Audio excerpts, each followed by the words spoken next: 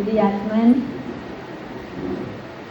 जोड़ लें दोनों हाथ, झुका लें माथ और करें 9 देवताओं का स्मरण। ओम नमो अरिहंताणं, ओम नमो सिरिसेधाणं, ओम नमो आयरियाणं, ओम नमो उभजायाणं, नमो लोये सविसाहुणं, मोक्षिमार्गस्य नेतारं, भीत्यारं कर्मिभूभृतां, ज्ञातारं विश्वतत्त्वानां, वन्दे तद्गुणिनाथये, वन्दे तद्गुणिनाथये, वन्दे तद्गुणिनाथये। मेरे पवित्र मन में गुरुदेवी आओ, मैं शास्त्र वाचन करो, प्रतिभा जगाओ, अरिहंति वासित सभी सुरति देवताओं, अरिहंति वासित सभी श्रुति देवताओं, क्या बोले ना मुझे अभी तुम्हें ही बताओ, क्या बोले ना मुझे अभी तुम्हें ही बताओ, क्या बोले ना मुझे अभी तुम्हें ही बताओ। बोलो अनंत अनंत सिद्ध परमेष्टि भगवान की, पंच परमेष्टि भगवान की, मूलाय आदिनाथ भगवान की, साक्षात विराजमान चिंतामणि पार्श्वनाथ भगवान की, परम पूज्य शिरोमणि आचार्य भगवान विशुद्ध सागर जी महाराज की, विश्व प्रसिद्ध समाधि भक्ति के रचयिता मम गुरुदेवाचार्य भगवान विभो सागर जी महाराज की, मुनि श्री विभासुर सागर जी सुदुपयोग सागर जी महाराज की, पर्युषण महापर्व की, उत्तम आकिंचन धर्म की, आप सबकी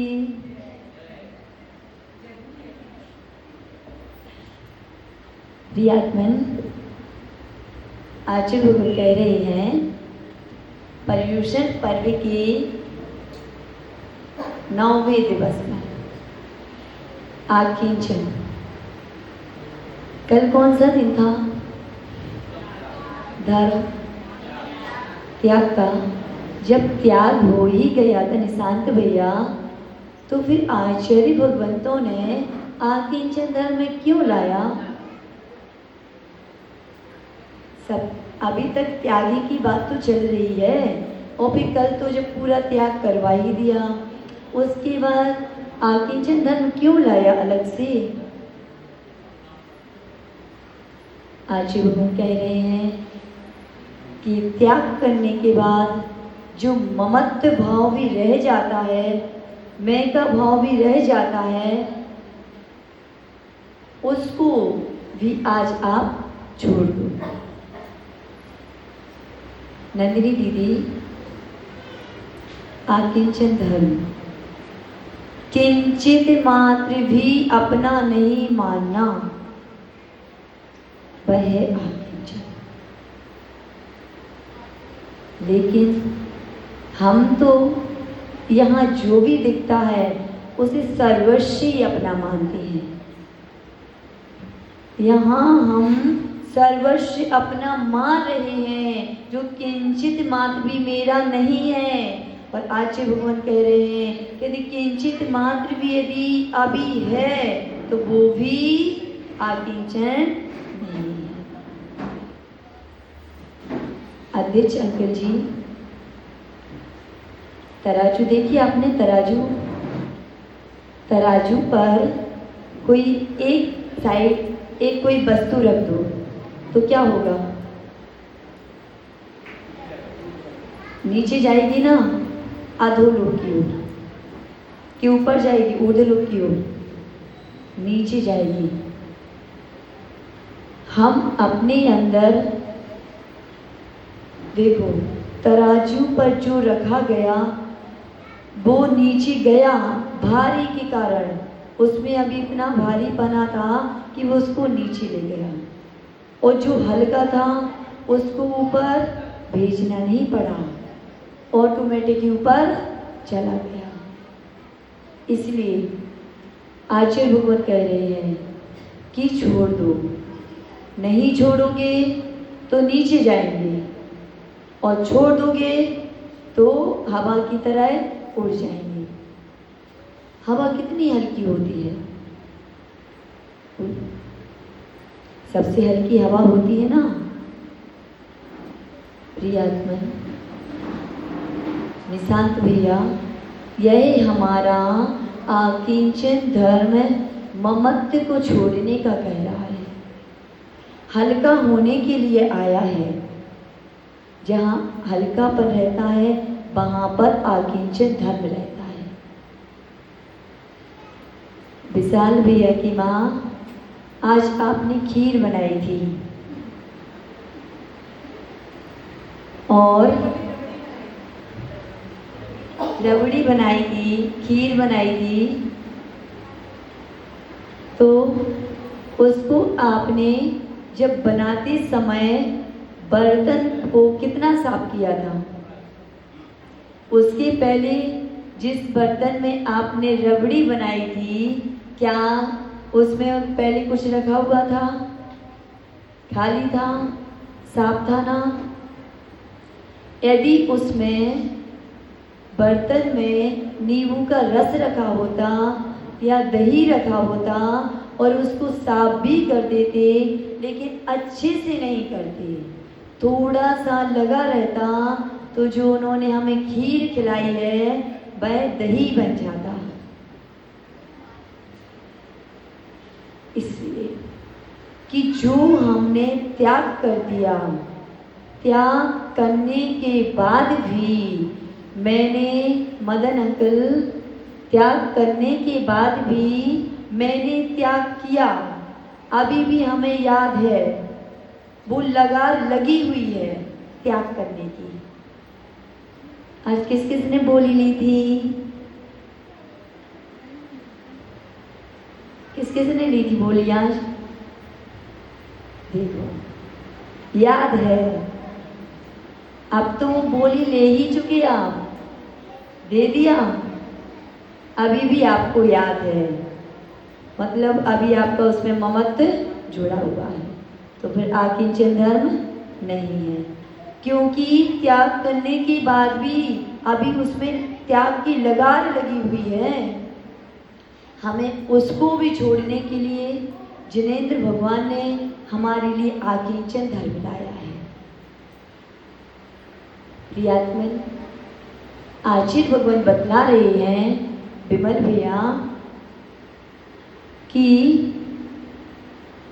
जब आप कोई बोरी दी जाए, बोरी, उसमें आप गेहूं भरोगे तो क्या वो बोरी भर जाएगी? विमल भैया, आपको जो बोरी दी, बोरी में गेहूं भरने का बोला गया और आपने उसमें गेहूं डाला भी, तो क्या बोरी भर जाएगी? हाँ कि नहीं? बोरी नहीं भरेगी? भर जाएगी ना? आपको एक बर्तन दिया गया, बर्तन में दूध भरने का बोला गया, बर्तन भरेगा कि नहीं भरेगा? भर जाएगा। जब आप भोजन करते हैं, भोजन को कितनी भी करते जाए, पेट भरेगा कि नहीं भरेगा? भर जाएगा। आपके पास तिजोरी है, तिजोरी में पैसे रखते जाओ, आपकी तिजोरी भी भर जाएगी। अरे जो जो दिया आपने तो सब भर दिया, तो फिर इस मन में ऐसा क्या डाले निशांत भैया कि मन भर जाए? बोलो। अरे जो जो आपको दिया, आपने जैसे परीक्षा होती है ना, उसको पास कर दिया, सब भर के दिखा दिया, लेकिन आपसे बोला गया कि मन को भरना है, तो क्या भरेंगे कि मन भर जाए। प्रिय आत्मा, यदि इस संसार की, भैरू अंकल, यदि इस संसार की समस्त चीजों को भी हमारे सामने लाके रख दिया जाए, फिर भी हमारे लिए कमी रहेगी, हमारा मन भरने वाला नहीं है। विमल भैया कल सूरत जा रहे हैं, विमल भैया के पापा भी जा रहे हैं, तो रमेश अंकल जी, आप जिस ट्रेन से जा रहे हो उस ट्रेन की कोई सीमा है कि नहीं है?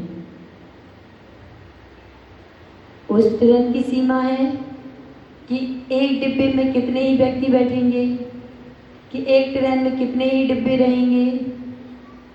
विमल भैया, आप जिस गाड़ी से जा रही हो उस गाड़ी का आपको पता है कि कितनी सवारी बैठेंगी? पता है। एक टैक्सी वाले को भी पता रहता है कि उसको कितनी सवारी को बैठाना है। और तो सब छोड़ो, यहाँ तक कि बैंक में भी कितने पैसे जमा करना है, ये भी मोदी जी ने तय करके रखा है। हर एक चीज की एक सीमा है, एक लिमिट है, लेकिन हमारे मन में जो मूर्छाएं हैं उसका कोई समाधान नहीं है, उसकी कोई लिमिट ही नहीं है। बोलते हैं ना अनलिमिटेड। जियो की सिम आ गई है, चले धन धनाधन, अनलिमिटेड डाटा यूज करो। वैसे ही हमारा मन है कुणाल भैया कि उसमें कोई सीमा ही नहीं है, कि एक लिमिट हो कि इसके बाद हमारा मन शांत हो जाएगा। अब चलते हैं तो आचार्य भगवान कह रहे हैं कि 4 प्रकार के व्यक्ति हुआ करते हैं। अरुणा भाभी, कौन कौन से बताएंगे? एक तो वह हैं जो अकेले में रहते हैं और अकेले में जिया करते हैं। याद रखना। एक तो वह हैं जो अकेले में रहते हैं और अकेले में जिया करते हैं।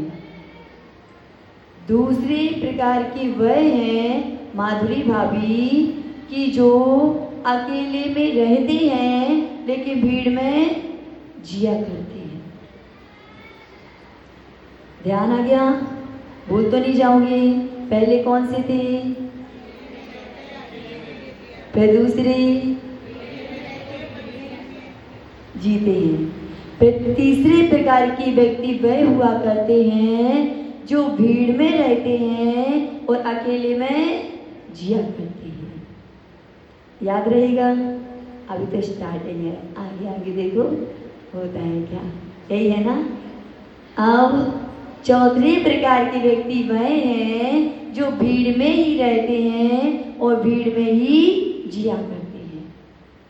तो आचार्य भगवान कह रहे हैं कि जो अकेले में रहते हैं और अकेले में जीते हैं, अरुणा भाभी, सर्वश्रेष्ठ साधना उन्हीं की होती है। क्योंकि जब अकेले में रहते हैं तो कर्म, दिनेश अंकल जी, तो कर्म हमारे ऊपर अपना प्रभाव ज़्यादा नहीं डाल पाते हैं। कर्म तो लगे ही हुए हैं लेकिन फर्क पड़ता है।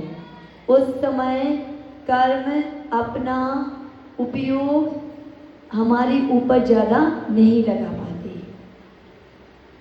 और जब हम सर्वश्रेष्ठ साधना तो यही है कि अकेले में रहो और अकेले में जियो। लेकिन ठीक है, इतना नहीं हो पाता है तो फिर दूसरे थे कि जो अकेले में रहते हैं और भीड़ में जीते हैं। नहीं, ऐसे नहीं बनना। फिर क्या ही मतलब है कि रहे तो अकेले में रहे हैं, लेकिन पूरी दुनिया का बोझ अपने ऊपर लेके चल रहे हैं। बोलो, निधि दीदी के दादाजी बोलिए। तीसरे प्रकार के व्यक्ति वह हैं कि जो भीड़ में तो रहते हैं लेकिन जीते अकेले हैं, सिंगल। वह अच्छे हैं, अच्छे हैं, कम हैं तो भीड़ में, लेकिन वह साधना तो कर रहे हैं, अपने में तो हैं। लेकिन जो भीड़ में ही रहते हैं और भीड़ में ही जीते हैं, वैसे नहीं बनना। ऐसे भी क्या जीना कि भीड़ में ही रहे और भीड़ में ही जी रहे और भीड़ में ही मर गए। फिर अपने लिए क्या किया? क्योंकि जब हम सिंगल रहते हैं, निशांत भैया अकेले रहते हैं, तो पूरा फोकस हमारा हमारी क्रियाओं पर रहता है, अपनी आत्मा के ऊपर रहता है। यदि किसी को जब देखेंगे ही नहीं तो उनके ऊपर हमारा ध्यान कहाँ से जाएगा? बोलो, जाएगा क्या? नहीं जाएगा। और यदि भीड़ में भी रह रहे हैं फिर भी उनका ध्यान अपने ऊपर है, तो वो भी श्रेष्ठ हैं। लेकिन अकेले रहने के बाद भी भीड़ को ही याद रख रहे हैं, किसने क्या कहा, कौन क्या कर रहा है, इस दुनिया में क्या चल रहा है। यदि यही सब याद करना है तो कर्म बाकायदा अपना प्रभाव दिखाते रहेंगे। फिर भीड़ की तो क्या ही कहना कि जो भीड़ में रहते हैं वह भीड़ में ही जिएंगे। क्योंकि जब भीड़ में रहते हैं, अरुणा भाभी सुनना, जब भीड़ में रहते हैं तो भीड़ में निशांत भैया शोर बहुत हुआ करता है, और जहाँ आवाज आती है, आवाज आने से अशांति रहती है। जब अशांति रहेगी तो फिर हमारे अंदर आकुलता भी रहेगी। भीड़ में आवाज है, आवाज से अशांति आई, अशांति से आकुलता हुई, जैसे ही आकुलता हुई तो वह हमें आकिंचन धर्म से दूर कर देती है। आया है ना, एकाकी एकत्व लिए, एकत्व लिए सभी आते। तन धन को साथी समझा था, पर बेबी छोड़ चले जाते हैं। क्या बड़ी बात कहती। आई अकेले हैं, जाना अकेले है, तो फिर अकेले ही रहो ना, सिर्फ अपने अंदर। लेकिन नहीं, आए तो हम अकेले थे, जाएंगे भी अकेले, लेकिन रहेंगे सबके साथ में। और जहाँ सब रहेंगे वहाँ शांति तो नहीं रहेगी। अरे नंदिनी दीदी, दो बर्तन भी होते हैं तो खनकते हैं, आवाज करते हैं। तो फिर जब आप सबके साथ में रहोगे तो फिर क्या होगा? साधना हो पाएगी क्या? कुछ गलत बोला? हाँ, सब शांति शांति से हो गए। उपवास है क्या सबके? अरे कुणाल भैया का तो है, बाकी सबके भी हैं क्या? विमल भैया का है, उनकी मम्मी का है, 4-5 के तो हैं। सामने हमारी माँ भी बैठी, उनके भी हैं, और सबके भी हैं क्या? सब लोग शांत हो गए। आप लोग शांत होती ना तो मुझे थोड़ा डर लगने लगता है। प्रियात्मन, तो एकाकी एकत्व लिए जब अकेले आए थे, अकेले जाना है तो फिर अकेले क्यों नहीं रह सकते? रहो, सिर्फ अपनी चिंतन में रहो, वह भी अकेला है। अपनी आत्मा में रहो, वह भी अकेली है। कभी दो आत्माएं नहीं होती हैं। हम व्यवहार में कह देते दो शरीर एक आत्मा, लेकिन ऐसा हुआ है क्या? अरे सबकी आत्मा विपरीत विपरीत है, अलग अलग है। इसलिए अपने ही चिंतन में रहो। यहाँ पर जो भी आए हैं वह एक सहयोग मात्र है। क्या है? सहयोग। सहयोगी बना है कि आप लोग ऐसे बैठे हुए हैं। नंदिनी दीदी, जैसे कि आप गाड़ी में सफ़र कर रहे हो तो कोई यात्री मिल जाए, आप उससे कितने ही देर बात कर लोगे? टाइम पास करोगे? उतने में आपका उससे कोई संबंध क्या ही बन पाएगा? सिर्फ सहयोग बन गए उतना सफ़र तय करने में। जैसे ही उसकी मंजिल आई, वह क्या हुआ? उतर गया स्टेशन पे ही। क्यों? वो तो आपका साथ देने वाला था ना, ललिता माँ, साथ छोड़ दिया। अरे हमें तो रहना है सबके साथ में, जो हमारे अपने हैं, जिनसे हमारे लिए विशेष अपनत्व जुड़ा हुआ है। कुणाल भैया, और उन्होंने ही मेरा साथ छोड़ दिया। आज ये भगवान कह रहे हैं, जिसकी मंजिल जब आएगी वो उस समय ही छोड़ के चला जाएगा, और जैसे ही वह जाएगा तो क्या होगा? आप अकेले पड़ जाएंगे, फिर कोई सहयोग ढूंढेंगे। सहयोग सिर्फ तब तक बनता है जब तक सहयोग, जो सहयोग करता है, साथ देता है, वहीं तक सहयोग बनता है। जैसे ही हमारा कोई साथ छोड़ देता है तो सहयोग भी खत्म हो जाता है। प्रियात्मन, आचार्य भगवान कह रहे हैं कि हमारे सामने तीन बात प्रकट होती है। पहले तो हम कह रहे हैं कि पक्षी को देखा है? पंछी, चिड़िया, कबूतर, तोता, मैना, इन सबको देखा है? सबने देखा है। वो क्या करती है बताओ? अरे आपको पता नहीं है? पता है, क्योंकि मैं जो बोल रही हूँ वो आपको सबको पता है। सब लोग हाँ तो बोल ही देते हैं ना। इतनी जानकारी अरे ज्ञानियों के बीच में बैठे हैं, तो इसलिए प्रश्न भी वैसे ही होना चाहिए। ये भी बता देगी छोटी सी गुड़िया। पूछो, चिड़िया देखी है क्या? वो क्या करती है? बोलो। अरे इतनी सारी चिड़ियाएं जब रात में एक वृक्ष के ऊपर बैठती हैं दिनेश अंकल जी, तो सब साथ में ही रहती हैं। रात में सब एक ही जगह, एक ही घोंसले में हैं। लेकिन जैसे ही सुबह होती है निशांत भैया, सब उड़ गई, उनका साथ छूट गया। क्यों? क्योंकि उनका साथ वह अपने अपने गंतव्य की ओर बढ़ जाया करते हैं। वो सिर्फ रात्रि ही ऐसी आई थी कि वो उनका सहयोग बन गया था। उस समय उन लोगों ने एक दूसरे को साथ दे दिया, लेकिन फिर उसके बाद भी दिया क्या? नहीं दिया। ऊपर से तो नहीं जा रहा है। माधुरी भाभी, समझ आ रहा है ना? बता दिया करो। देखो, उसी प्रकार तीन बातें होती हैं, एक राग की, एक द्वेष की, एक वीतराग की।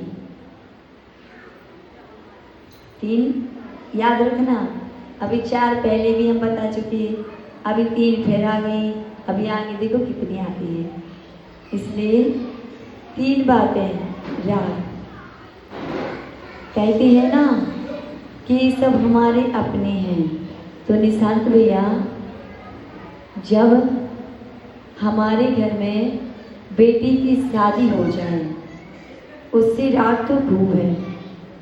अरुणा भाभी, बेटी की शादी हो जाएगी, आपको राग तो उससे खूब है, क्योंकि बेटी है, इतना पाला पोसा बड़ा किया, सभी को रहता है।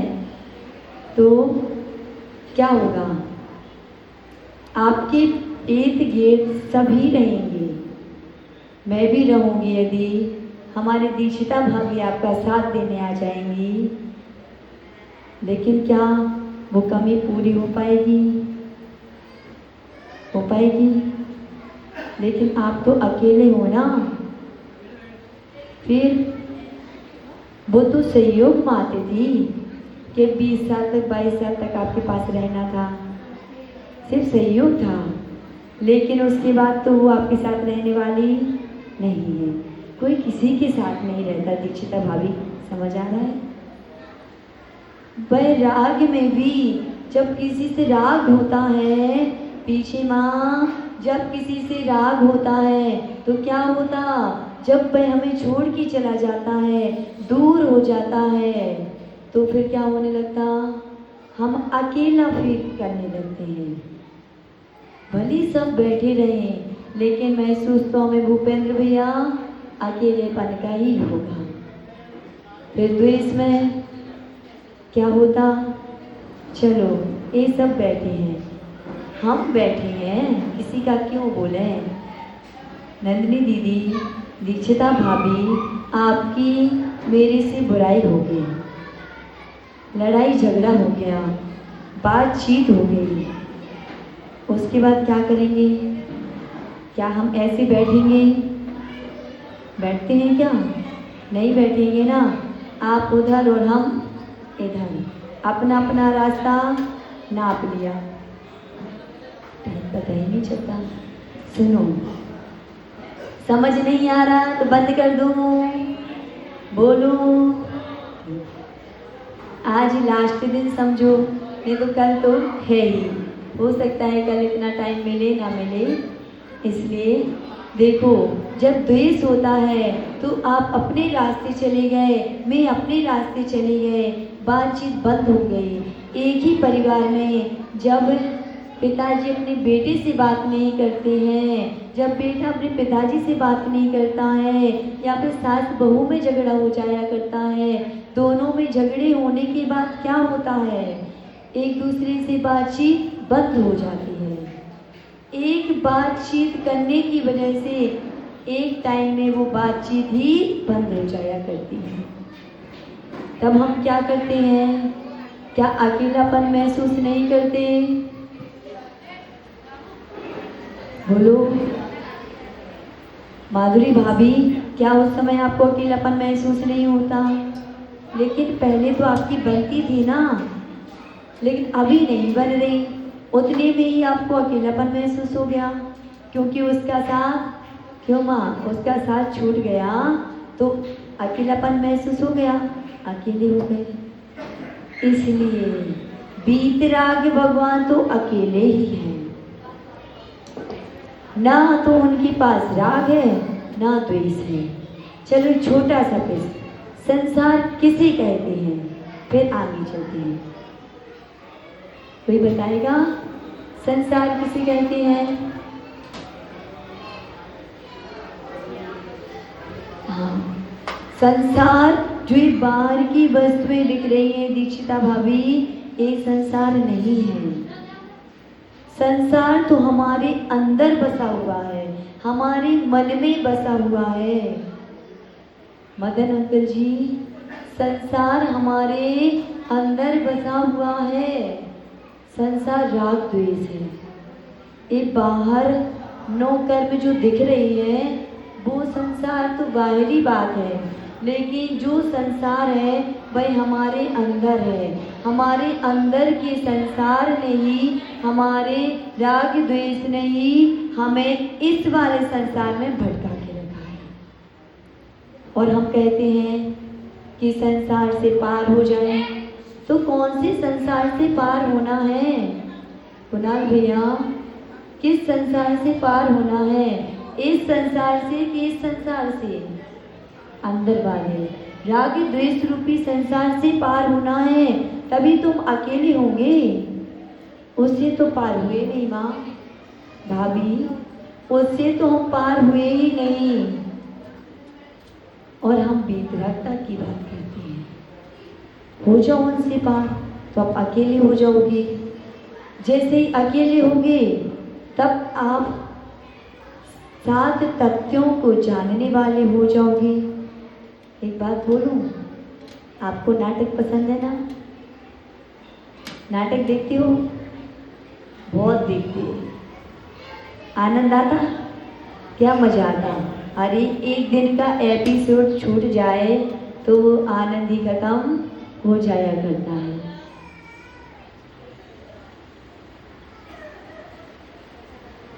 नाटक देखना है? देखना है आपको नाटक? पक्का पक्का? तो फिर टीवी का ही नाटक क्यों देखना? सिर्फ व्यक्तियों का ही नाटक क्यों देखना? भाभी बोलो।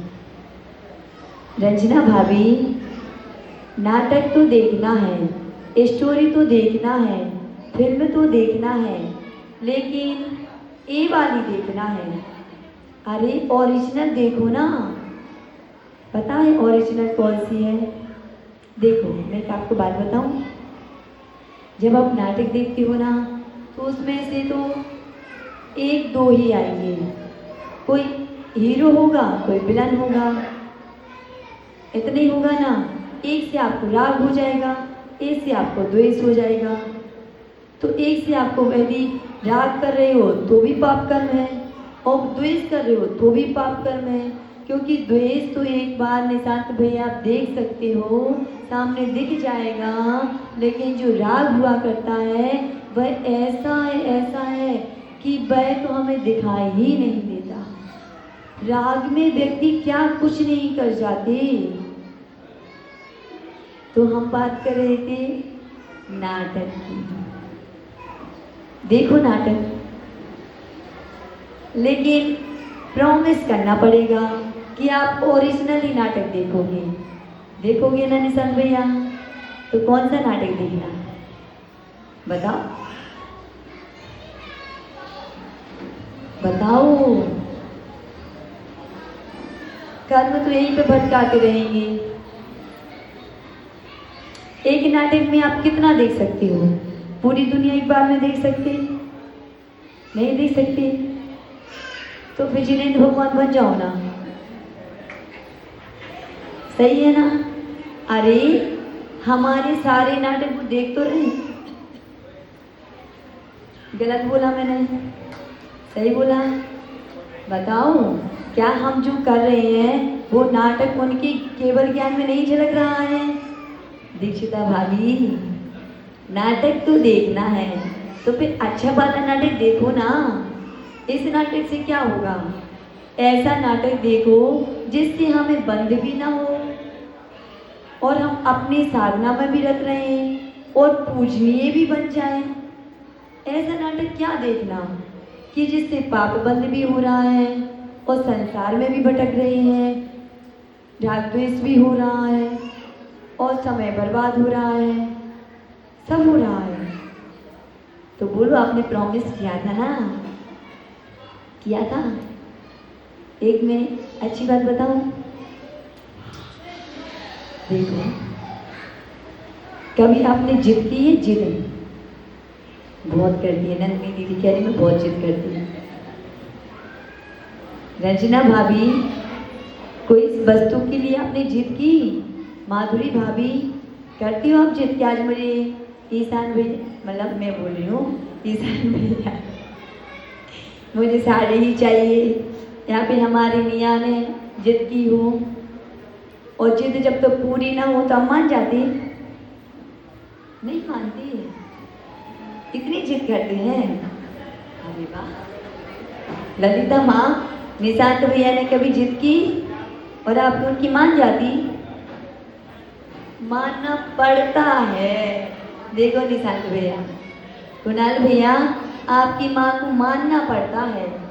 जिद तो जिद करो, अच्छा है जिद करना। आप लोग करेंगे? देखो एक चीज ही बोलना, हाँ या ना, नहीं तो आप ही फंसोगे। इसलिए जिद करोगे कि नहीं करोगे? आपको जिद नहीं करना? अरे मेरा तो मन था कि आप लोग जिद करो, लेकिन आपको करना, इन सबको जिद नहीं करना। पक्का पक्का जिद नहीं करोगे? आज के बाद घर में भी जो चाहिए पड़ेगा, अब जिद करके नहीं मंगाओगे? बोलो, आप दोनों में ही फंसोगे। बताओ अच्छा लग रहा है कि नहीं लग रहा है? तो बताओ, बताओ जल्दी बताओ। देखो मेरा बोलना बंद नहीं होगा, लेकिन इसका टाइम पूरा हो जाएगा। मत देखो, ठीक है फिर बात चलने दो। तो बताओ, आप जिद करना छोड़ दोगे? पीछे माँ जो जो सो रहे हैं वो जाग जाओ, नहीं तो मैं जगा रही हूँ। विशाल भैया की माँ, जिद करना छोड़ दोगे कि एक और मकान चाहिए, एक और हार चाहिए, एक और साड़ी चाहिए? अरे नहीं, मत छोड़ो जिद करना। मैं कह रही हूँ इतनी जिद करो, इतनी जिद करो, इतनी जिद करो, और ऐसी जिद करो कि सीधे घर से ही निकल जाओ। क्यों? मैंने भी तो जिद की ना। यदि मैं जिद नहीं करती, सच बताऊं तो मैं यहाँ पर नहीं होती। अरे आपको सिर्फ इन चीजों में जिद करनी होती क्या? इसमें भी तो करके देखो क्या आनंद आता है। आपकी जिद तो देखो ऐसी जिद है कि एक बार पूरी हो जाए ना तो भी मन है दोबारा जिद करने बैठ जाओगे। लेकिन ये जिद ऐसी है कि एक बार कर ली ना तो भव से पार हो जाओगे। इसलिए आज भगवान कहते हैं करो, कितनी जिद करना। आज जिद का नतीजा है माँ कि मैंने अपने पापा से जिद की तो आज मैं इधर बैठी हूँ। आप भी करो। अब करेंगे क्या? अब नहीं करेंगे। अभी बोला था ना। अरे यार आप लोग जल्दी पलट जाते। तो प्रियात्मन, हम कहते हैं ना कि राग करना, द्वेष करना बहुत बुरा होता है। होता है क्या माँ? देखो इतने प्यार से कह देती, मुझे बहुत आनंद आ जाता कि कितना समझते। राग द्वेष करना बुरा होता है। अरे आप लोग देखो एक ही चीज बोलो, अब दोनों बोलते। जब मैं कुछ और बोलती तो अब 1 मिनट में ऐसे से ऐसे हो जाते। देखो मैं फंसा नहीं रही हूँ, फंसे हुए को निकाल रही हूँ। अरुणा भाभी आपको निकलना है, और कैसे भी करके मैं आपको निकाल कर ही मानूंगी। अरे ये नहीं कह रही हूँ कि अभी निकल जाओ, भाव तो सबको ही बनाने चाहिए। हाँ तो मैंने कब कहा कि अभी निकलो? तभी निकलना जब आप निर्विकल्प हो जाएं। विकल्प रहे फिर निकलोगे तो क्या ही मतलब रहेगा? निकलना ना निकलना बराबर ही हो जाएगा। इसलिए जब विकल्प खत्म हो जाए तब आप निकलना, लेकिन निकलना जरूर। हाँ तो छोड़ना पड़ेगा। अच्छा चलो एक चीज बताओ, आपने इसको पकड़ा, अब मैं आपसे कह रही हूँ छोड़ दो छोड़ दो छोड़ दो, तो आप कह रहे वो छूट ही नहीं रहा है। तो आपने पकड़ा था कि माइक ने आपको पकड़ा? घर ने आपको पकड़ा कि घर ने आपको पकड़ा? बताओ। घर ने पकड़ा तो फिर आप उधर ही चिपकी होती ना, इधर कैसे आ गए? सही है, घर ने तो नहीं पकड़ा, आपने पकड़ा है घर को। तो फिर जो भी विकल्प है वो आपको छोड़ने पड़ेंगे। विकल्प आपको छोड़ देगा क्या? उसका तो काम ही है विकल्प। समझ आ रहा है? सही हो रहा है कि नहीं? बता देना भैया, सीखने आए हैं। तो सुनो, बात कर रही थी राग और द्वेष की, है ना? तो बोलो, राग द्वेष करना अच्छा है कि नहीं है? देखो, जितनी जल्दी आप बोलते जाएंगे मैं उतना मैटर आपको दे दूंगी। नहीं है? ठीक है। आप तो नहीं करोगे राग द्वेष? पक्का? तो घर से राग क्यों की हो फिर? घर माधुरी भाभी, आपको निया से राग नहीं है? अरे देखो, वो कह रही है पीछे से कि है मुझे राग। अभी आप कह देते ये राग द्वेष करना अच्छा नहीं है, फिर पीछे वो बोल देती मुझे राग है। आप लोगों को क्या हो गया? शांत क्यों हो गए? अच्छा नहीं लग रहा है मनन अंकल जी? सभी के नाम पता नहीं है ना, इसलिए एक में सब सम्मिलित हो जाते हैं। दिनेश अंकल, राग करना अच्छा है लेकिन बच्चों से नहीं, बच्चों से मत करना, नहीं तो वो संसार में ही फंसा देंगे। एक बार ऐसे राग करके देखो ना, इतना राग करो, इतना राग करो, इतना राग करो कि जैसे आपके बच्चे आपकी पल्लू पकड़ के पीछे पीछे घूमते हैं ना, छोड़ते नहीं है, ऐसे आप इनको नहीं छोड़ो। इन्होंने जो किया वो सब आप करो। इन्होंने जंगलों में जाके ध्यान किया था, साधना की थी, सब छोड़ा था, ऐसा राग कर पाओगे? अरे यार, मजा नहीं आ रहा। इसलिए राग तो करना है, लेकिन जिस चीज से करना है जिससे हमारा कल्याण हो, उनसे मत करो जो आपको घर में ही रख ले, उनसे करो जो आपको घर से निकाल दे। अरे ऐसा नहीं कि नहीं तो कल आपके सब गए, उठाओ बैग हो जाओ अपने माने की, ऐसा वाला नहीं, इधर वाला कि बिल्कुल से कह दे कि आप तुम घर में रहने वाले नहीं हो, तुम्हें भगवान की भक्ति करनी है ना निशांत भैया, इतनी भक्ति करना, इतना राग करना पीछे भैया कि आपके माता पिता कह दें कि बेटा अब मैं इतना सहन नहीं कर सकता, आप भगवान ही बन जाओ, आप घर छोड़ दो।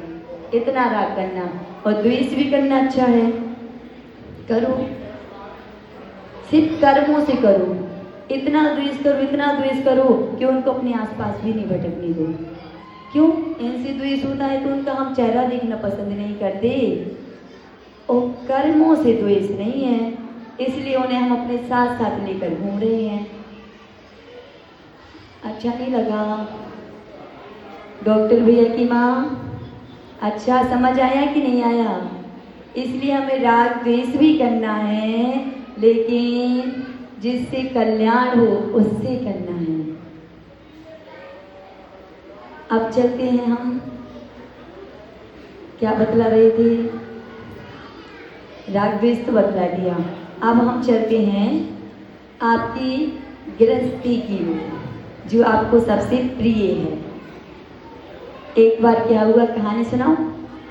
एक बार क्या हुआ कि जो राजा थे ना, राजा, वो बीमार पड़ गए, और जैसे ही माँ राजा बीमार पड़े तो फिर क्या हुआ, मैं भी भूल गई क्या हुआ था फिर, मैं बताऊं? अरे जैसे ही राजा बीमार हो गया तो क्या करोगे? आपके घर पे कोई बीमार हो जाएगा तो क्या करोगे? इलाज करोगे ना। वैद्य जी तो बाद में आए, लेकिन रानियां पहले आ गई, और जैसे ही दिनेश शंकर रानियां आई तो वैद्य जी बाद में आए तो बोले क्या हुआ? देखो, मुझे दो कहानी सुनानी है, दोनों ही अच्छी हैं मेरे हिसाब से, आपका पता नहीं। तो क्या हुआ, जैसे ही रानियां आई तो वैद्य बोले कि इनको चंदन का लेप करो, और जैसे ही आप इनको चंदन का लेप करेंगे इनका ज्वर उतर जाएगा। तो वैद्य कहते हैं रुको मैं पीस कर लाता हूँ। तो रानियों ने क्या कहा, अरे कोई बात नहीं, हाँ ऐसा तो कर ही दो, इसमें नहीं दिख रहा है क्या पैसे ऐसे कर रहे हो।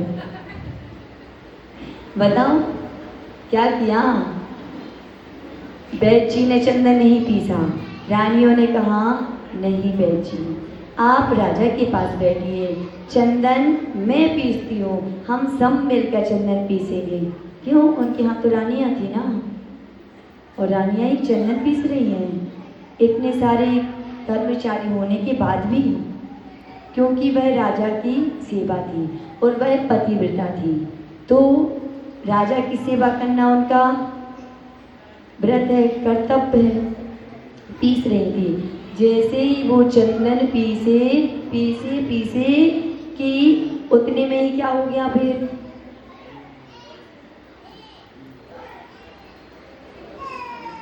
ये हुआ कि जैसे ही वो चंदन पीस रही थी और उनके हाथों में क्या था, चूड़ियाँ थी अच्छी भरी भरी, और वो पीसे तो चूड़ियों की खन खन की आवाज आ रही थी निशांत भैया। और जैसे ही आवाज आई तो आवाज करते करते राजा को गुस्सा आ गई, चिड़चिड़ करने लगे, क्योंकि जब बुखार आता है ना तो एक तो शरीर से परेशान, ऊपर से कोई आवाज करने लगी। तो हर्षिता भाभी फिर क्या हुआ, जैसे ही आवाज आ रही थी तो राजा गुस्सा करने लगे। उनकी गुस्सा से रानियों ने क्या किया, सारी चूड़ी उतार दी, लेकिन गुस्सा में उन्होंने चंदन पीसना बंद नहीं किया था, उन्होंने चूड़ियाँ उतार दी। अब राजा बोलता है, क्या आप लोगों ने चंदन पीसना बंद कर दिया?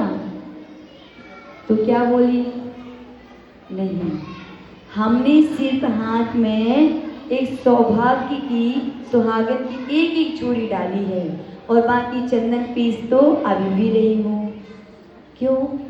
क्योंकि वो खन्ने खन्ने की आवाज़ आ रही थी, तो राजा कहीं और ज़्यादा बीमार ना हो जाए, इसलिए उन्होंने उतार दी थी। अब इससे क्या निकला, आवाज़ आना बंद हो गई। अरे चूड़ी उतार दोगे तो आवाज़ आना बंद तो हो जाएगी ना, शांति से काम हो जाएगा। जैसे ही चूड़ी उतरी तो फिर क्या हुआ, आवाज गई, और आवाज गई तो उनका कष्ट भी थोड़ा शांत हो गया।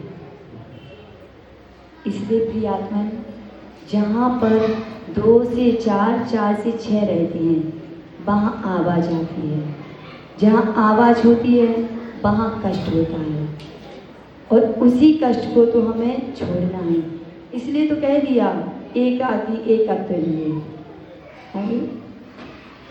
एक रहोगे तो शांति से रहोगे। जब 2 और 3 आ जाते तो उसमें ही अशांति आ जाया करती है। 5 मिनट तो अभी और लगी है, इतनी जल्दी तो आप मेरे से पीछे छुड़ाने वाले नहीं है। छुड़ाना है क्या निशांत भैया? देखो, जब एक एक की बात चल रही है तो फिर एक मित्र दूसरे मित्र से कहता है, हर्षिता भाभी क्या कहता है कि आपकी तो भी नई नई शादी हुई है ना, तो फिर कैसा है आपका संसार, आपका जीवन कैसा चल रहा है? तो वह कहती हैं, कैसा चल रहा है? अरे ये तो आप बता सकते हैं ना। अच्छा चलता है, लेकिन कब तक अच्छा चलता है? 1 महीना, 2 महीना, 1 साल, 2 साल, उसके बाद परिवर्तन नहीं होता? होता है कि नहीं होता? होता है ना। तो मित्र ने पूछा, कह रहे मैं क्या ही बताऊं, मेरा संसार कैसा चला है, बहुत गड़बड़ कर दी मैंने शादी करके। अब देखो, सबकी माँ गुस्सा नहीं हो जाए यदि किसी की बेटी को बैराग आ गया तो। रियागमन, तो वह मित्र कहता है बहुत गड़बड़ काम है। क्यों? अरे शादी मुझे करनी ही नहीं चाहिए थी कुणाल भैया, सॉरी भाभी कर रही है, जिनकी नहीं है उनसे कह रहे, ठीक है भैया, शादी करनी ही नहीं चाहिए थी। क्यों? क्यों ऐसा क्यों कह रहे हो? शादी की अभी अभी तो शादी हुई, इतनी खुशहाल जिंदगी नहीं। अरे ऐसा है, भाभी अच्छी नहीं है क्या? है तो अच्छी, लेकिन शुरुआत में तो वो बहुत ही अच्छी थी, उसके बाद तो पता नहीं क्या हुआ, बदल गई शादी की बात को। अरे आप लोग हंसते हैं। माधुरी भाभी, पहले तो निशांत भैया कह रहे थे, झगड़ा तो नहीं करोगी? ठीक है। निशांत भैया कह रहे थे, मैंने पूछा माधुरी भाभी कैसी हैं? तो निशांत भैया बोले कि दीदी पहले तो वो चंद्रमुखी थी,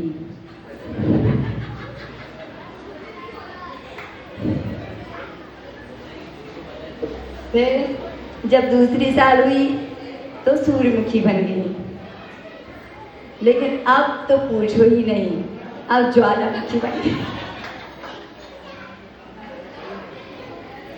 सॉरी, बुरा नहीं मानना। फिर उन्होंने कहा तो फिर आपकी स्थिति कैसी है? तो अब हमारी दीक्षिता भाभी से पूछा, दीक्षिता भाभी कैसी है जिंदगी? निशांत भैया ने तो अपनी बता दी कि माधुरी भाभी कैसी कैसी हैं। तो फिर हमारी दीक्षिता भाभी कहती हैं कि दीदी जैसे ही शादी हुई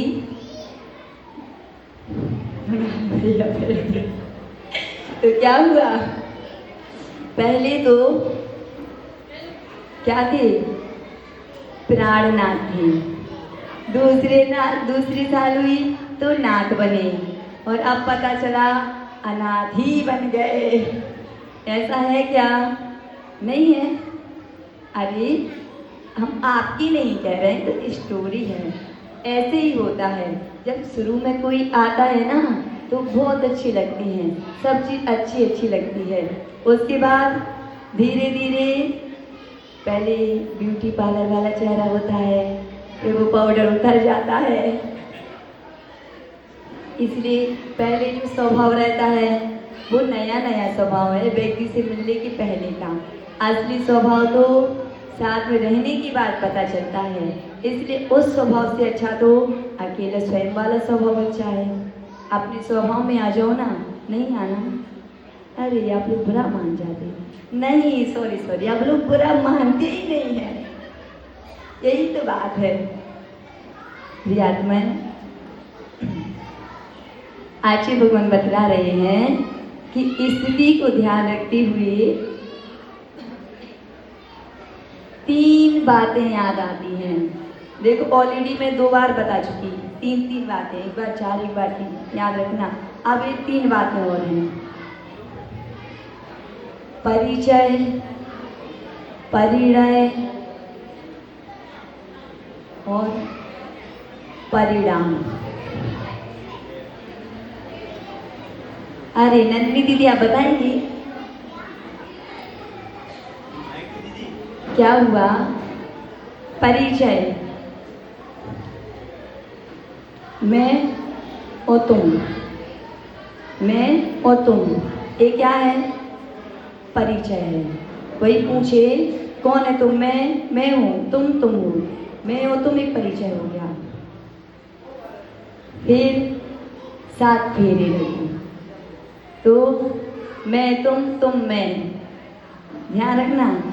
जैसे ही 7 फेरे लगे, परिणय कहते ना, उसमें लिखते हैं परिणय गिराया सब कुछ लिखते हैं ना, हाँ परिणय सूत्र ऐसा कुछ लिखते हैं ना, आपको जानकारी है। तो उसमें क्या हो जाता है? पहले तो भैया परिचय में तो मैं थी और तुम थे, अब मैं तुम और तुम मैं हो गए। और जब परिणाम निकलता है तो मैं होने लगती है। अभी तो आप कह रही थी कि अच्छा है सब, अभी क्या हुआ? अरे मैं तुमसे तुम मैं तुम बन गया, और अब तू मैं भी बन गया। क्या बात है प्रियात्मन। बस जिसकी शादी हो गई है उसको तीसरी वाली बात नहीं मानना। परिणाम उसका तू मैं वाला नहीं निकलना चाहिए, क्योंकि अब तो हो ही गई, दूसरा कोई ऑप्शन ही नहीं है। अरे नहीं हुई होती तो मैं कह भी देती, कोई बात नहीं, आ जाओ। अब जिनकी हो गई उनके लिए मुझे वेट करना पड़ेगा।